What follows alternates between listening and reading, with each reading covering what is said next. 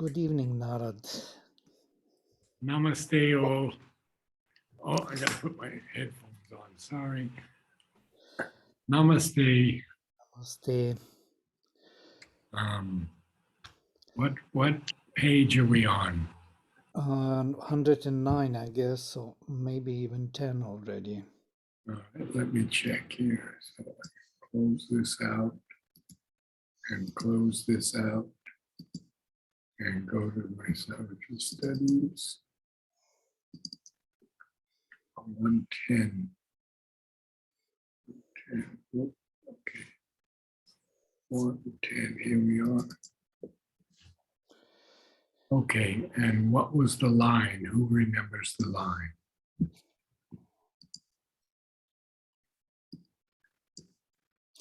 Maybe 109. I think we still are there at the end somewhere.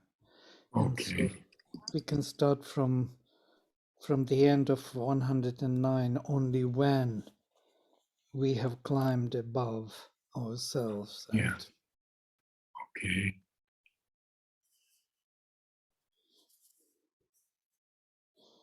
Narad, maybe we could discuss also the shifting of the time. Yes, it's a very good idea. Now I have Sneha at 6:30 on Sunday, 6:30 p.m. But we could do 6. No, maybe it would be, could we do 7 o'clock Indian time? I cannot do it because we have 10 o'clock our Sangha, Sunday Sangha of our community US. I can do So either 9 o'clock our time or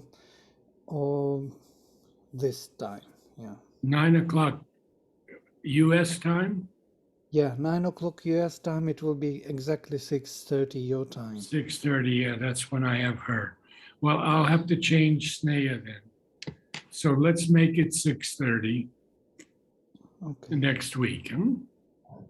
Yes, and people have to, I will send everybody a kind of clarification on this. Oh, very good. Okay. All right, so we'll concentrate a few moments, and then we have to get into the next page after that. Yes, I got it. I can't see anybody, but here we are. Okay. Now, Betty wrote to me and she asked if when it was, and I wrote her back immediately, and I don't see her on there. Yeah, this time shifting was confusing. Yeah. All right, but we'll begin anyway. She's there. Okay. Saying hello to you. You can switch on microphone and say hello. Pardon? Switch on microphone? No, I was talking to Betty. Oh, okay. Oh, very good. So we'll begin. Only when we have climbed above ourselves, a line of the transcendent meets our road and joins us to the timeless and the true. It brings to us the inevitable word, the godlike act, the thoughts that never die. Oh. So I don't think we've done transcendent, or else we did it a long time ago. So I will ask someone in our group who has the lexicon to read the transcendent for us. It's a bit long, but it's very well worth doing because it's something that's very important to Sri Aurobindo's yoga.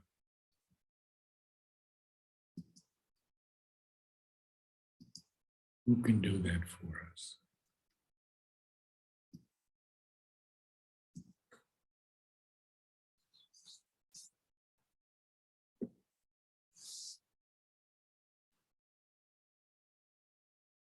Hello. Natalie? I'm very sorry, I'm not at home at the moment, so I don't have Lexicon in front of me. I'm Okay. sorry. It's okay. Jayashri there? I don't see her there. All right. Abba.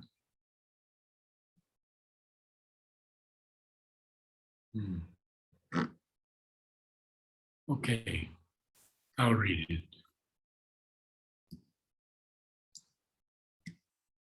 A transcendent who is beyond all world and all nature, and yet possesses the world and its nature, who has descended with something of himself into it, and is shaping it into that which as yet it is not, is the source of our being. Ah, something happened again. The source of our works and their master. But the seat of the transcendent consciousness is above in an absoluteness of divine existence.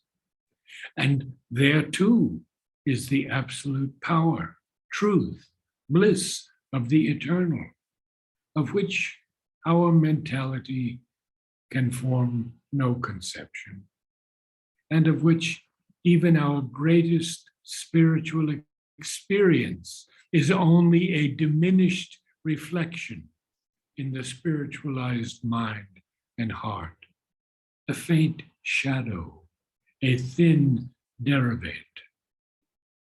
Yet, proceeding from it, there is a sort of golden corona of light, power, bliss, and truth, a divine consciousness, as the ancient mystics called it, a supermind, a gnosis, with which this world of a lesser consciousness, proceeding by ignorance, is in secret relation, and which alone maintains it and prevents it from falling into a disintegrated chaos. The transcendent, the universal, the individual are three powers overarching, underlying, and penetrating the whole manifestation. This is the first of the Trinities. In the unfolding of consciousness also, there are the three fundamental terms, and none of them can be neglected if we would have the experience of the whole truth of existence. And here it is. Out of the individual, we wake into a vaster, freer cosmic consciousness. But out of the universal too, with its complex of forms and powers, we must emerge by a still greater self-exceeding into a consciousness without limits that is founded on the absolute, the synthesis of yoga. We see then that there are three terms of the one existence: transcendent, universal, and individual. And that each of these always contains secretly or overtly the two others. The transcendent possesses itself always and controls the other two as the basis of its own temporal possibilities. That is the divine, the eternal, all-possessing God consciousness, omnipotent, omniscient, omnipresence, which informs, embraces, governs all existences. The human being is here on earth, the highest power of the third term, the individual. For he alone can work out at its critical turning point that movement of self-manifestation, which appears to us as the involution and evolution of the divine consciousness between the two terms of the ignorance and the knowledge, the life divine. Last night I had a session with Ranganath from the Synthesis of Yoga, where Sri Aurobindo speaks to us and says there are three basic qualities of this yoga: the yoga of works, the yoga of bhakti, yoga of knowledge first, the yoga of bhakti, and lastly, the yoga of works. And he says that at one point, they will all be joined together. So knowledge will widen out to embrace bhakti, and then widen out even further to embrace karma yoga, which is actually one of the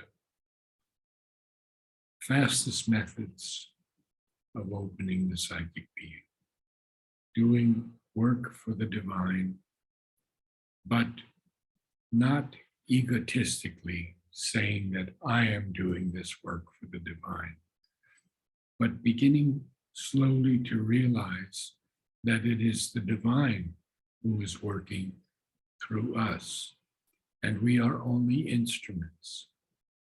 This is my not only premise, but my avowed position for the Om choirs. We are simply instruments receiving the new music from the divine presence.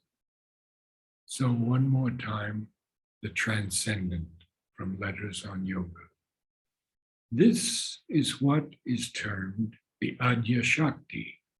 She is the supreme consciousness and power above the universe, and it is by her that all the gods are manifested.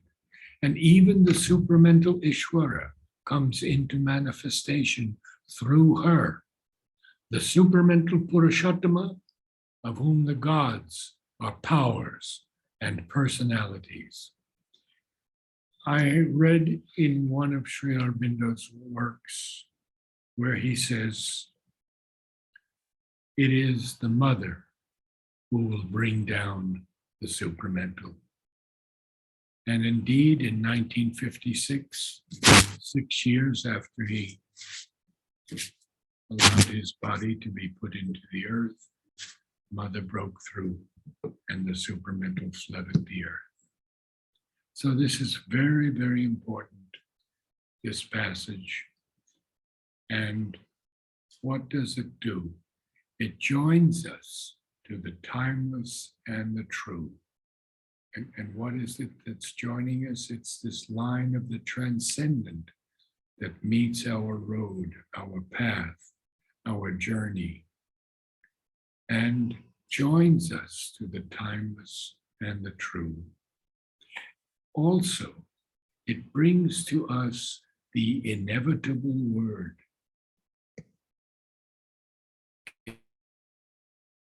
Inevitable here is, in a very sense, in a deeper sense, something that is sure to happen or to come.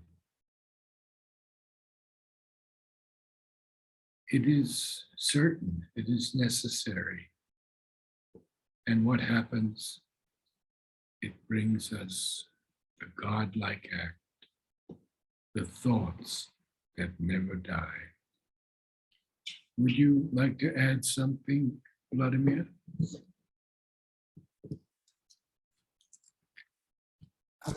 I don't think so. No, thank you. Okay. This is so profound what you read on transcendental. It is something really to Yes. ponder about. Yes. A ripple of light and glory wraps the brain, and traveling down the moment's vanishing road, the figures of eternity arrive. These are the things that happen when we achieve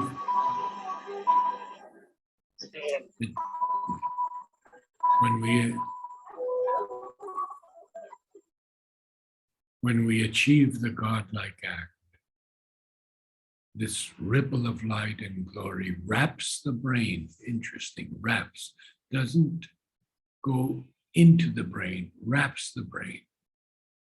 And traveling down the moment's vanishing road, the figures of eternity arrive. As the mind's visitors or the heart's guests, they espouse our mortal brevity a while, or seldom in some rare delivering glimpse are caught by our vision's delicate surmise. A few definitions here, I think.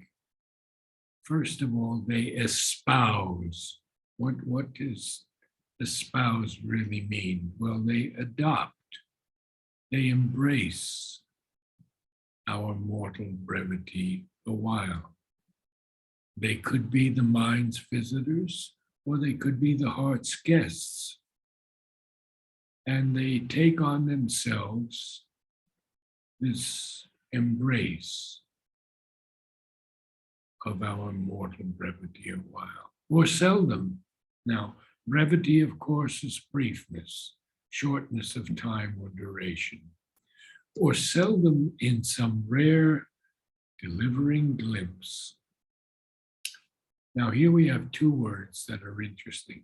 Delivering. Delivering means to set free or to liberate, to release.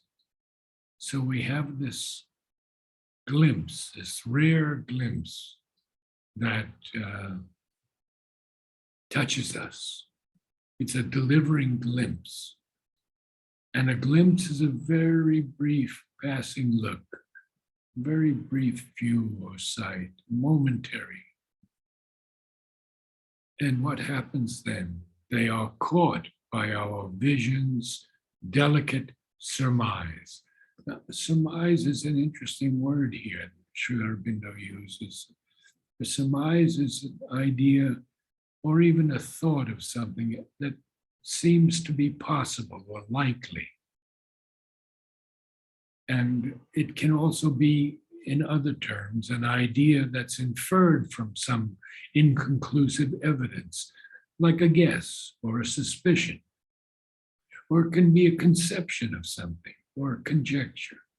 So we continue on. Although beginnings only and first attempts, these glimmerings point to the secret of our birth and the hidden miracle of our destiny.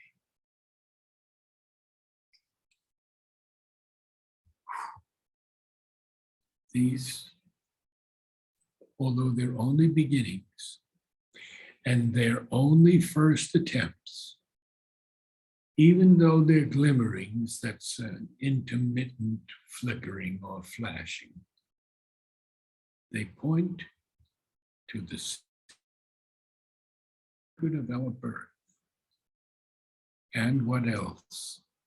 And the hidden miracle of our destiny.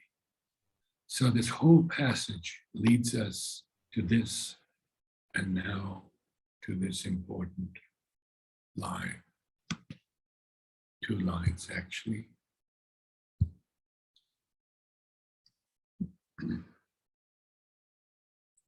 Or keeps going back and forth. I'm sorry. What we are there and here on earth shall be is imaged in a contact and a call. Now, imaged here is a little bit different from what we think of it as being pictured or imagined, because it's like mirrored or reflected in a contact and a call. Now, the word contact is also important here because it's the condition of touching or of immediate proximity. Now, I really have to read the call. I don't know if we've done it before, but for me, it has always been one of the most important things in this yoga. Sri Aurobindo begins,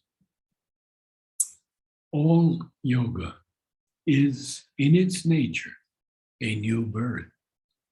It is a birth out of the ordinary, the mentalized material life of man into a higher spiritual consciousness and a greater and diviner being. No yoga can be successfully undertaken and followed unless there is a strong awakening to the necessity of that larger spiritual existence. The soul that is called to this deep and vast inward change may arrive in different ways to the initial departure. It may come to it by its own natural development, which has been leading it unconsciously towards the awakening. It may reach it through the influence of a religion or the attraction of a philosophy. It may approach it by a slow illumination or leap to it by a sudden touch or shock. It may be pushed or led to it by the pressure of outward circumstances or by an inward necessity, by a single word that breaks the seals of the mind, or by long reflection, by the distant example of one who has trod the path, or by contact and daily influence. According to the nature and the circumstances, the call will come. The synthesis of yoga.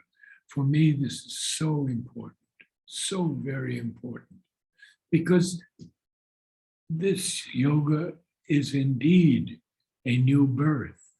Nothing has ever happened before to compare to the integral yoga. So we know it is a birth out of the ordinary, the mentalized material life Sri Aurobindo speaks about, into a higher spiritual consciousness and a greater and diviner being. But it cannot be successfully undertaken, this yoga, or followed, unless we awake to the necessity of a larger spiritual existence. All of us are already at this point. There's no question there. We wouldn't be reading Savitri. We wouldn't be meditating, concentrating. We wouldn't be conscious in some ways of the Divine Mother and Sri Aurobindo. The soul that is called to this deep and vast inward change may arrive in different ways to this beginning, this initial departure. So how can it come? Well, it can come by its own natural development. That is to say, those who have had many, many lives previously have taken rebirth again and again, and the psychic being has come out and is leading them. So it could be by its natural development, but it could be that it's been leading it unconsciously also towards the awakening. And then he speaks of different things. A religion could do it. The attraction of a philosophy could do it. It could come by a slow illumination or leap to it by a sudden touch or shock. Now, you've all heard of someone who falls from a tree and hits his head hard and suddenly has this awakening. Or you meet someone and there's some kind of almost electric experience, and you're taken away from this material life, this mental life. Or the pressures of outward circumstances can lead us to it. We've had enough of the life of the world with its getting and spending, as Wordsworth says, laying waste its powers. Or, the material existence, keeping up with the Joneses is a common phrase in America. Or it could be by an inward necessity. It came that way to me. Nothing meant anything to me, any sense anymore, not religion, not the attraction of friends or books, experiences, but this single word that breaks the seal of the mind was when I met Jyoti Priya, and she said one phrase to me: "Oh, but you are meant to see Mother." And that was the word. That was the single word that broke the seals of my mind. And then Sri Aurobindo concludes with, it could be that by the distant example of one who has trod the path, Sri Aurobindo, Mother, or by contact and daily influence, Mother, and some of the disciples as well. For me, it was Nalini and Aurobindo Basu, but it was also at times others, Purani, who treated me like a son and a brother.